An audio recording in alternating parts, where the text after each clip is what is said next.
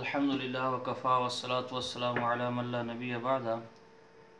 चंद साथी एक रिजवान दाऊदी बरेलवी नामी आदमी की वीडियो कुछ दिनों से लेकर आ रहे हैं और ये कह रहे हैं कि हज़रत ये सोशल मीडिया पर ये हज़रात आजकल काफ़ी आ रहे हैं और बाकायदा अपने वीडियोस को स्पॉन्सर कर रही हैं।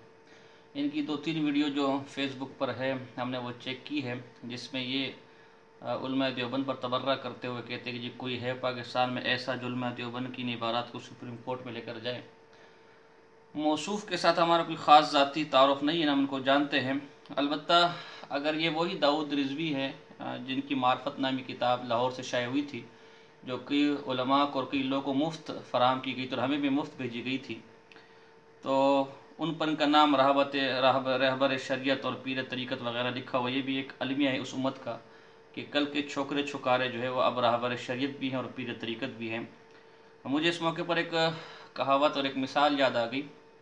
हमारे एक साथी फरमाते हैं कि किसी मौलवी साहब को मशहूर होने का शौक़ चढ़ गया, तो किसी ने मशवरा दिया कि भाई आप कल फतवा दे दें कि कुत्ता हलाल है। वो मौलवी साहब ने कहने लगे यार ये कोई फतवा है कुत्ता हलाल है। उसने कहा भाई आपको फतवे से क्या लेना देना, आपको कुरान और हदीस शरीयत से क्या लेना देना, आपको तो शोहरत चाहिए। कल मीडिया की पहली सुर्खियों में और शेयर सुर्खियों में आप ही का नाम होगा कि फ़लाँ मौलवी साहब ने कुत्ता हलाल करार दे दिया, फ़लाँ मौलवी साहब ने कुत्ता हलाल करार दे दिया। मीडिया आपके पास आएगा, अखबारात आपके पास आएंगे, आपकी शोहरत हो जाएगी। तो यही ये फेसबुक के मुहक्किकीन को चस्का चढ़ा हुआ है कि जिससे कुछ शोहरत कमानी है वो उठता है और अकाबिर पर दुश्नाम तराजी शुरू कर देता है। बहरहाल हम तफसीलन इसमें नहीं जाना चाहते।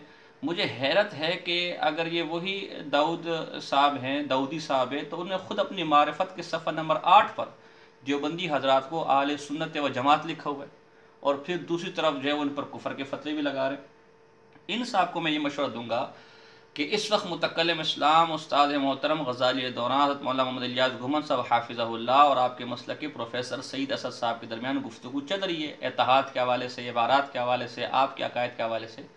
होना ये चाहिए था कि या तो आप इस कावश पर मुतमईन रहते, खामोश रहते, या ये कि आप प्रोफेसर सईद असद साहब को ये मशवरा देते, बजाय अपनी बैठक में बैठकर उनके पास जाते, कहते तो ये क्या कर रहे हैं आप, बजाय देवबंदियों के पास जाने के आप सुप्रीम कोर्ट का दरवाज़ा खटखटाएं, आप अदालतों का दरवाज़ा खटखटाएं और कोई मुंसिफ बिठा के इस मसले को हल करें।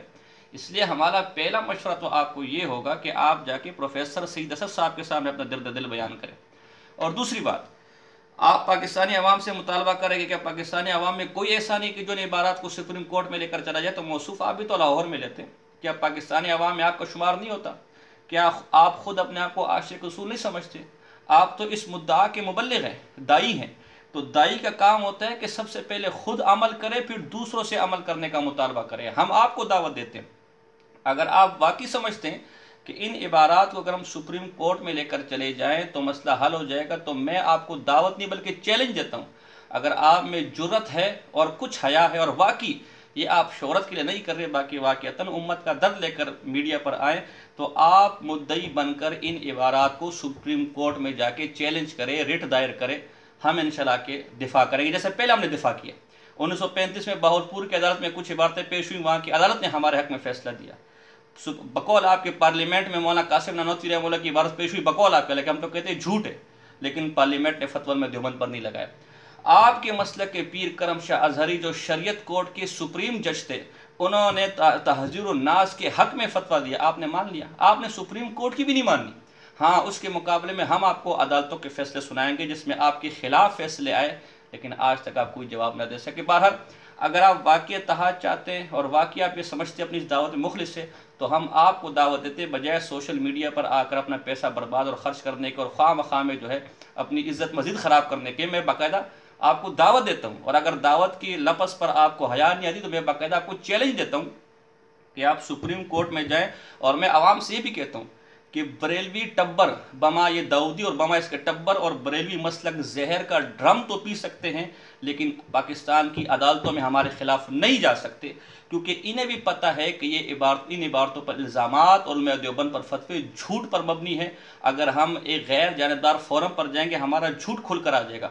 उलमा देवबंद ने तलमला जिनको काफिर समझा, अदालतें क्या, पार्लियामेंट क्या, दुनिया की पार्लियामेंट से उनको काफिर करार दिलवाया गया। तो आप हज़रत भी ज़रा गैरत करना, जाए हिम्मत करे, ये जहर का प्याला पी सकते हैं, लेकिन सुप्रीम कोर्ट या अदालत की किसी अदालत में बमा दाऊदी के और बमा दीगर टब्बर के और बमा पूरी बरेलवी मसलक के ये जहर का प्याला पी सकते हैं, लेकिन हमें पेशन गोई कर रहे हैं, ये सुप्रीम कोर्ट नहीं जा सकते। लेकिन फिर भी इत्माम हुज्जत के लिए मैं कहता हूँ, अगर आप ये कहते सुप्रीम कोर्ट के खर्चे बहुत ज़्यादा है, मैं अकेला अफोर्ड नहीं कर सकता, तो मैं आपको कहता हूँ आइए मैदान में बैठिए, सामने आप हमसे गुफ्तगू करें। पाकिस्तानी अवाम में इत्तेहाद होता है कि नहीं होता, पाकिस्तानी अवाम से मसला हल होता है कि नहीं, तो कम से कम हमारे दरमियान तो मसला हल हो जाएगा ना। अगर आप में जुर्रत है और आप बाकी सच्चे हैं और आप बाकी समझते हैं कि इन इबारतों में ऐसी गुस्ताखी है माज़अल्लाह कि वो धुल नहीं सकती, मैं आपको दावत देता हूँ आप आए हमारे सामने बैठें। आपका हक भी है कि हम में अगर गलती देखें तो हमारी इस्लाह करें। यह मेरी तरफ से आपको बाज़ाब्ता जवाब है। मैं सोशल मीडिया पर किसी किस्म की आपके अलम गलम के जवाब का मैं जिम्मेदार नहीं हूँगा। मुझे पता है आपने ना मैदान में आना है और ना सुप्रीम कोर्ट में जाना है। आपने कमर में बैठकर इस वीडियो के खिलाफ एक और वीडियो बना लेनी है, उसमें ईरान मारना है, तुरान मारना है, ताजिकिस्तान मारना है, उज़्बेकिस्तान मारना है, अफगानिस्तान मारना है। मैंने आपकी किसी बात का जवाब नहीं देना। ये मेरी तरफ से पहली और आखिरी वीडियो, क्योंकि हमारे पास इतना फजूल टाइम नहीं कि हम हर चमचे को उठकर जवाब दें और फिर फेसबुक पर उससे लड़ते रहें। ये तो चूँकि साथी बार बार आ रहे हैं कि इत्माम हुज्जत के लिए आप, ताकि इनका इखलास दुनिया के सामने ज़ाहिर हो जाए कि कितने मुखलिस इत्माम हुज्जत के लिए हम आपको कह रहे हैं। आपको हम दावत देते हैं कि आप सुप्रीम कोर्ट में जाएँ। मैं मौलवी साजिद, मैं तहज़ीरुन्नास को दुरुस्त समझता हूँ, मैं हिफ्ज़ुल ईमान को दुरुस्त समझता हूँ, मैं ब्राहीन कातिया को दुरुस्त समझता हूँ, और मैं हुसामुल हरमैन पे उलमे देवबंद पर लगाए गए फतवे को झूठ का पलंदा समझता हूँ, इसके मुसन्निफ को कज़्ज़ाब और दज्जाल समझता हूँ। अब बकौल आपके मेरे ऊपर 295C का मुकदमा बन सकता है। आप जय हिम्मत करें और कोर्ट में इन इबारतों को चैलेंज करें। एक बात। दूसरा तरीका यह है कि आप हमसे रब्ता करें, जगह तय करें, वक्त तय करें और आके खुशगवार माहौल में गुफ्तगू करें। इंशाअल्लाह पता चल जाएगा कि 20 रुपये में कितने सिक्के होते हैं और कितने रुपए के नोट होते हैं। वमा अलैना इल्लल बलागुल मुबीन।